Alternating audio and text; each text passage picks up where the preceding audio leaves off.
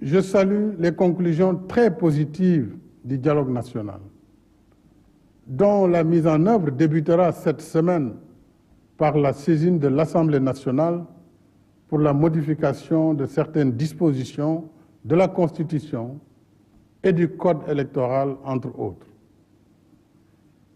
Mes chers compatriotes, s'agissant de l'élection présidentielle du 25 février 2024, je tiens à ce que le gouvernement prenne toutes les dispositions pour une bonne organisation du scrutin, comme par le passé.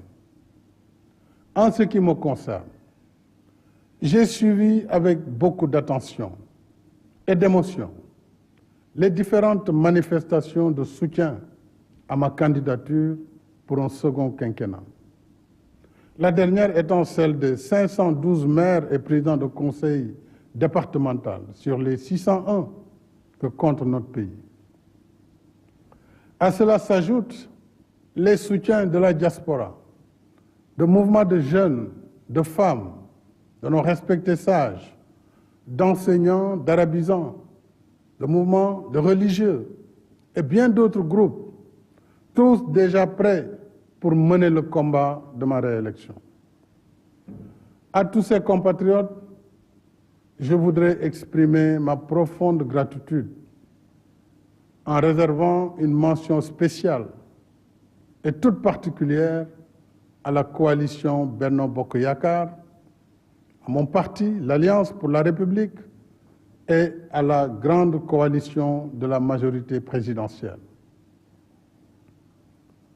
Mes chers compatriotes, ma décision, longuement et mûrement réfléchie, est de ne pas être candidat à la prochaine élection du 25 février 2024.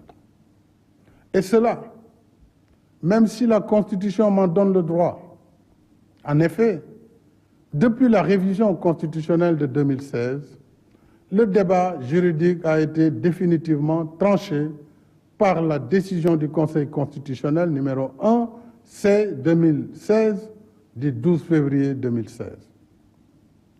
Je sais que cette décision de ne pas être candidat surprendra tous ceux et celles nombreux dont je connais l'admiration, la confiance et la fidélité sincère. Elle surprendra aussi ceux et celles qui souhaitent me voir encore guider la construction du Sénégal, qui trouvent de plus en plus ses marques. Mais le Sénégal dépasse ma personne et il est rempli de leaders également capables de pousser le pays vers l'émergence.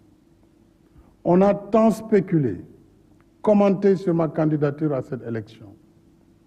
Cependant, je n'ai jamais voulu être l'otage de cette injonction permanente à parler avant l'heure, car mes priorités portaient surtout sur la gestion d'un pays, d'une équipe gouvernementale cohérente et engagée dans l'action pour l'émergence, surtout dans un contexte socio-économique difficile et incertain.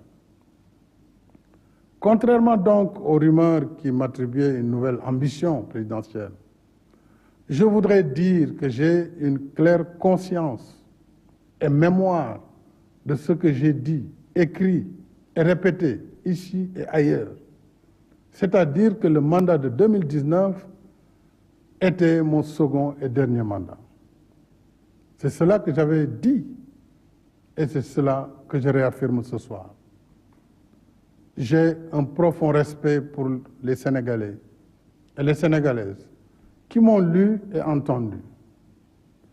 J'ai un code d'honneur et un sens de la responsabilité historique qui me commande de préserver ma dignité et ma parole.